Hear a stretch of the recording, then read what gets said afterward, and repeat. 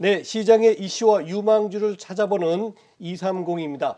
자, 오늘도 최수창 고수 그리고 이담규 캐스터께서 같이 해주시겠습니다. 두 분 안녕하십니까? 안녕하세요. 네, 안녕하세요. 자, 먼저 오늘의 주제 살펴보시겠습니다.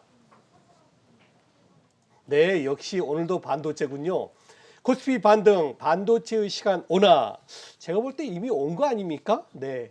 자, 반도체 투탑이 결국 시장을 이끄는 데 선봉장 역할을 하고 있는데요. 과연 증권회사에서는 이런 상황을 어떻게 보는지 이담규 캐스터께서 전해주시겠습니다. 네, 최근 반도체 업황에선 찬바람이 아닌 훈풍이 불고 있습니다. 업종에 대한 불확실성이 점차 걷히면서 삼성전자와 SK하이닉스, 반도체 투톱이 이틀 연속 오르고 있는데요. 국내외 증권사에선 반도체 업황을 어떻게 바라보고 있는지 살펴보시죠. 네, 먼저 글로벌 투자은행 업계의 의견입니다. 지난 8월 모건 스탠리는 메모리 반도체 시장에 겨울이 올 것이다라고 전망했습니다. 하지만 지난달 내놓은 삼성전자 보고서에서는 입장 변화가 있었는데요. 4분기 가격은 예상보다 덜 나쁜 편으로 나타나고 있다라고 밝혔습니다. 내년에는 생산업체의 낮은 재고와 클라우드 서버의 강세로 인해서 다운 사이클은 짧아질 것이다라고 설명했는데요. 이전보다 한층 긍정적인 의견을 제시했습니다. 네, 시티증권도 PC 제조업체들 사이에서 디램 메모리에 대한 수요가 다소 증가했으며 디램 시장의 가격 조정이 마무리 국면에 있다라고 평가했는데요. 투자자문사 에버코어는 내년 2분기에는 디램 가격이 회복될 것이다라고 전망했습니다. 네, 국내 증권사의 의견도 보시죠. 대신증권은 디램 메모리 반도체 현물 가격이 이번 주 반등했고 일회성이 아닌 추세적 상승이다라고 분석했습니다. 그러면서 디램 가격 상승은 곧 실적으로 반영되며 메모리 업종의 투자 심리 개선으로 이어질 것이다라고 비중 확대를 제시했습니다. NH투자증권도 반도체 업황을 긍정적으로 바라봤는데요. 코로나19 종식 지연으로 비대면 수요가 다시 증가하고 있고 메타와 아마존 등 글로벌 기업들이 메모리 반도체 주문을 늘리는 중이다라고 설명했습니다. 그러면서 스마트폰 반도체 수요도 개선되고 있으며 내년 1분기까지 호조가 이어질 것이다라고 성장을 예상했습니다. 네, 지금까지 반도체 업황에 대한 국내외 증권사 의견 알아봤습니다. 네, 자 이담규 캐스터 말씀 잘 들어봤고요. 반도체 업황에 대한 이야기 좀 더 나눠보도록 하겠습니다. 자, 고수님, 반도체 업종들 간다 하고 참 못 가다가 최근에 삼성전자, 하이닉스를 필두로 다시 올라서고 있습니다. 오늘도 분위기가 상당히 좋은데 이런 분위기 좀 이어질 수 있을까요?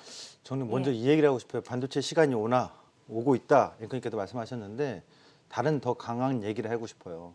부동산에는 강남 불패가 있다면 주식시장에서는 반도체 불패가 있다라는 것 좀 여러분들이 먼저 생각하시면 좋겠어요. 그러니까 모건 스탠리의 보고발 때문에 지지난달에 엄청나게 충격이고 반도체 더 빠질 거라는 위기가 있었습니다만 결국 공교롭게도 그 시점에서 계속 SK하이닉스를 강조를 해드리면서 지금도 시장에서는 반도체가 강하게 나오고 있지 않습니까? 그러니까 강남 불패, 주식시장은 반도체 불패 꼭 좀 기억했으면 좋겠고요. 반도체가 지금 이끄는 요인들을 좀 살펴보면은 자료를 보면서 설명드릴게요. 웨이퍼 출하량, 그러니까 웨이퍼가 출하가 많다는 얘기는 향후 공정 과정을 거쳐서 반도체 칩이 증가한다는 얘기고 생산이 증가한다는 얘기죠. 이 부분을 주목했으면 좋겠는데 반도체 웨이퍼 출하량을 보면 지금 작년 2분기, 3분기부터 분기별로 계속해서 증가하고 있거든요. 그래서 이 점을 보면은 결국 웨이퍼 출하량이 증가하고 있다는 것은 반도체 업황이 나쁘다는 얘기가 아니거든요. 지금 이제 반도체 디램 가격이 나옵니다만 디램 가격에서도 현재 소폭 반등을 보여줘서 일단 반도체 추락, 브레이크를 좀 걸었다 이렇게 볼 수 있겠죠. 다만 이제 현물 가격하고 고정 가격이 골든 크로스가 나온다면 더 매우 긍정적인 시그널이 나온다 이렇게 주목하시면 좋겠고요. 그리고 이제 최근에 또 하나의 자료가 기사화도 된 게 있는데 여러분 헤드라인 기사를 볼 때 헤드라인만 보면 안 돼요. 이런 기사가 있었어요. 정보가. 세계 반도체 시장 통계 기구에서 올 8월에는 18% 내년의 시장 전망은 메모리 반도체 시장을 18%의 상향해서 최근에 8%로 하향 조정했다. 이렇게 딱 헤드라인 보면 반도체 업황이 안 좋은가 봐 하는데 꼼꼼히 따져보면 올해 5,530억 달러가 예상이 됩니다. 내년에는 총 반도체 시장이 6천억 달러가 예상이 됩니다. 증가죠. 세세하게 보면 센서 시장이 11% 성장, 그 다음에 비메모리 쪽이 11% 성장. 메모리가 높게 18%의 높은 성장률을 잡아놨다가 8%에서 8.5% 성장. 8.5%는 올해 대비 내년에 감소하는 게 아니라 성장률입니다. 결국 성장에 대한 포커스를 보여야 되는데 이런 정보의 기사들을 보면은 하향 조정하니까 반도체가 정말 안 좋은가 보다 하는데 원래 성장하는데 성장률을 좀 낮춘 것밖에 안 된다는 점 참고했으면 좋겠고 그런 점에 있어서 또 하나 보면 DDR4에서 DDR5로 과도기 국면에서 재고 문제가 있었다고 했잖아요. 그 재고가 최근에 감소하고 있다는 점이죠. 그리고 4분기 들어서 4분기는 성수기는 아니에요. 3분기가 성수기인데 지금 시점에서 독특한 특이한 점들이 있는 게 PC 수요 증가에 대한 기대감이 있어서 그런지 재고가 감소하고 있는데 그것이 아까 디램 가격에 반영이 되고 있는 거고 네. 또 하나는 이 구글이라든가 마이크로소프트 그러니까 이 업체들은 콘텐츠라든가 이 서버 디램 쪽이거든요. 그 서버 디램에 대한 증가가 있는데 이게 뭐 메타버스 발이라는 얘기도 있고 또는 OTT라든가 동영상 콘텐츠가 증가한 거 그리고 클라우드 서비스 등 지속적으로 서버 디램에 대한 증설돼서 투자가 확대되는 점에 있어서 4분기 점진적으로 이쪽에 대한 수요가 증가되고 있다는 거죠.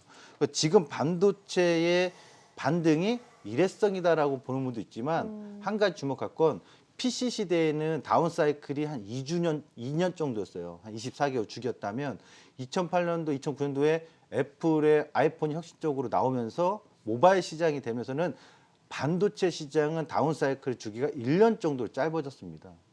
그렇다면 앞으로의 또 내년이나 내후년 미래 시대는 자유주행을 비롯해서 더 많은 반도체에 대한 수요가 증가하면서 다운 사이클은 올해 1년 정도의 사이클로 거의 끝나는 게 아니냐 이렇게 좀 보여집니다. 네, 그렇군요.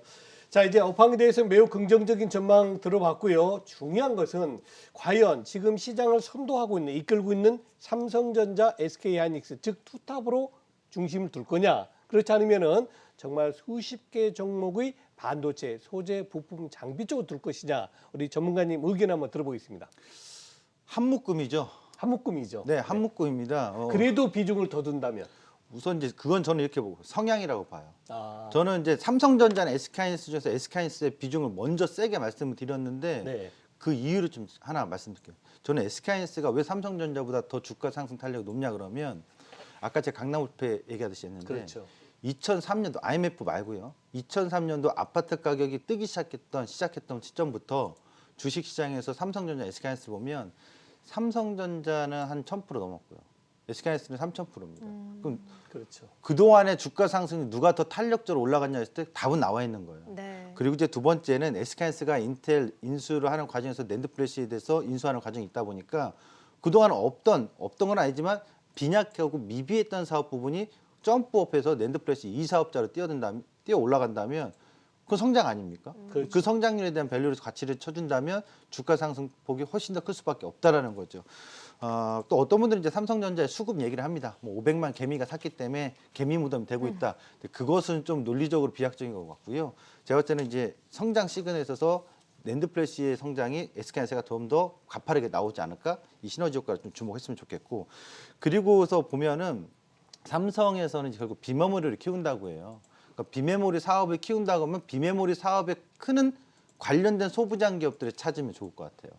그러니까 지금 우리나라에서 비메모리가 4%밖에 안 되지만은 네. 이 비메모리 사업을 키운다는 얘기는 결국 거기서 성장 포인트가 더 커질 수 있다는 점이니까 대표적으로는 투탑에서는 저는 SK하이닉스 네. 그리고 소부장 쪽에서는 비메모리 관련된 기업을 찾거나 또 하나는 결국 메모리 반도체 시장의 성장률이 높아지는 거 그다음에 지금 비메모리 쪽이니까 출하량이 증가되면서 수혜받을 수 있는 소부장 기업을 찾자 이렇게 좀 말씀드리겠습니다. 네, 그래서 IT 투톱 안에서는 SK하이닉스를 보셨고 또 비메모리 반도체 쪽을 주목하자라고 하셨는데요. 다른 증권사에서는 반도체 안에서 어떤 종목을 좀 주목하고 있는지 알아봐야겠죠. 이담교 캐스터가 전해드리겠습니다.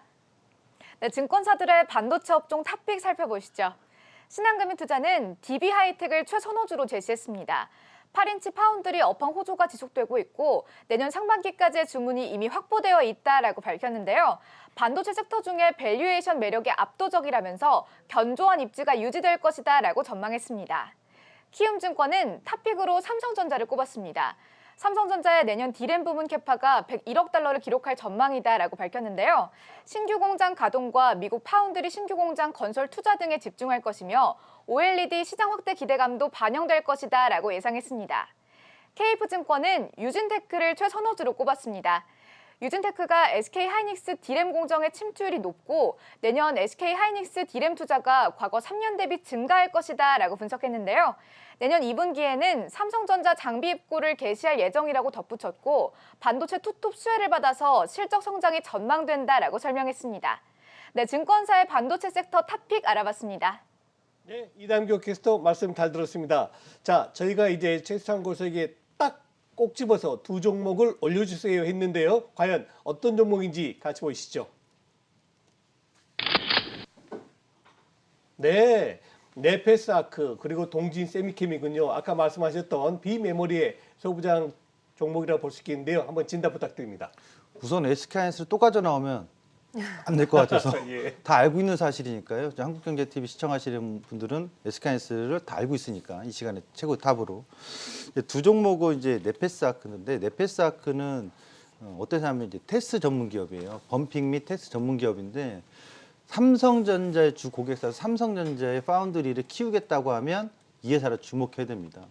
그러니까 전력 반도체라든가 구동칩의 DDI라든가 애플리케이션 AP 칩이라든가 이미 센서 쪽 센서 칩이라든가 이쪽에 있어서의 이 회사가 전문적으로 웨이퍼 테스트를 통해서 다 테스트를 하는 전문 기업인데 결국 출하량이 증가되면 네페스아크는 커집니다. 그러면 이 네페스아크는 어떤 과정을 보면 좋으냐면 TSMC와 이 테스트 기업들의 성장을 같이 보시면 돼요. 그럼 국내에서 파운드리 삼성전자가 키우면 당연히 삼성전자도 이 테스트 기업의 같은 어떤 벤더 업체 네페스아크를 같이 성장할 수밖에 없다는 점이죠.